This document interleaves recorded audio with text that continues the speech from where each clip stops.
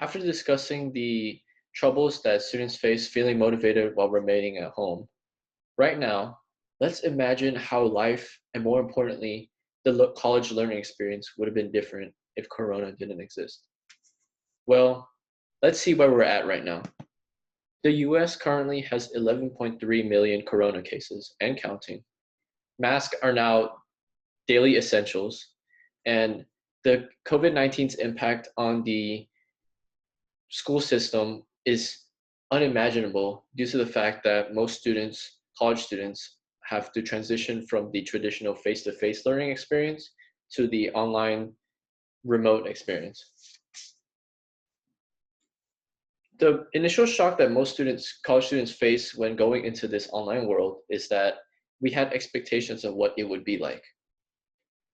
According to the Texas Tribune, in order for Texas A&M to comply to all the social distancing rules that have been in effect, they have limited their classrooms to 33% to 40% capacity.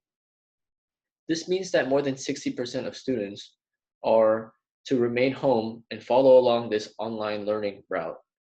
And when you leave people to be in their homes, they are one click away from distractions such as YouTube or Instagram.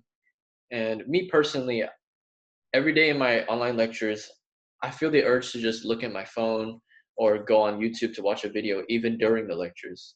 And the environment around me doesn't support that at all. And that is why I want to talk about the environment that the online learning supports and how it is not productive. I I think that Zoom, even though it has the uh, raise your hand option, the chat box, and the share screen option for us to see the teacher, I think that we the environment that it supports in is not very good at all because when when I expected myself to be walking on campus and being surrounded by hundreds of students having their laptops out, their pencils out, and focusing on the lecture.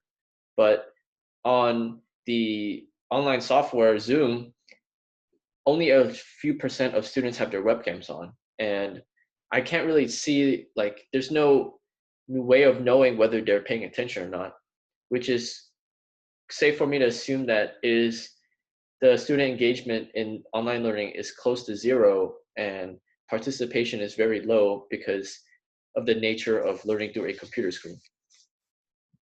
Now, with learning online and staying at home, you need the proper technology to do all of this, ranging from the camera to webcam to the computer screen to the microphone to your Wi-Fi.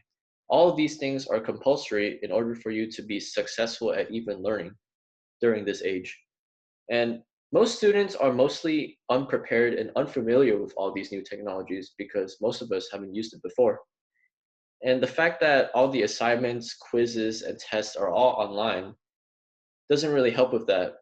And my personal experience with all these online assignments is that ever since day one, I've been struggling to find my assignments on Canvas and eCampus, and I had to watch videos on figuring out the websites. And ever since then, I've been struggling to keep up with all my work, and I'm always trying to play catch up. And funny story is that my first calculus exam, it actually crashed and was delayed by 30 minutes because of how many students were on the system and how crowded it was. And hearing all these information, there are some solutions that come into mind. The first one being that Texas A&M had needs to be more prepared and better equipped to support all these students going online.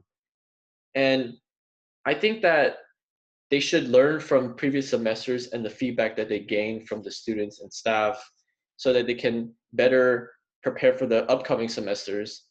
And I think when they listen to feedback, it creates a conversation that can productively uh, affect solve the issue in a positive manner in a productive way. And I think that for the spring 2020 semester, what they did well was that they implemented that they students could have their classes be graded on a pass-fail system. And I think that Texas A&M for the future semesters, they should give students the opportunity to have that as well, because right now it's not a good time to gauge students on their grading ability because of how lost most students are in this online uh, learning environment.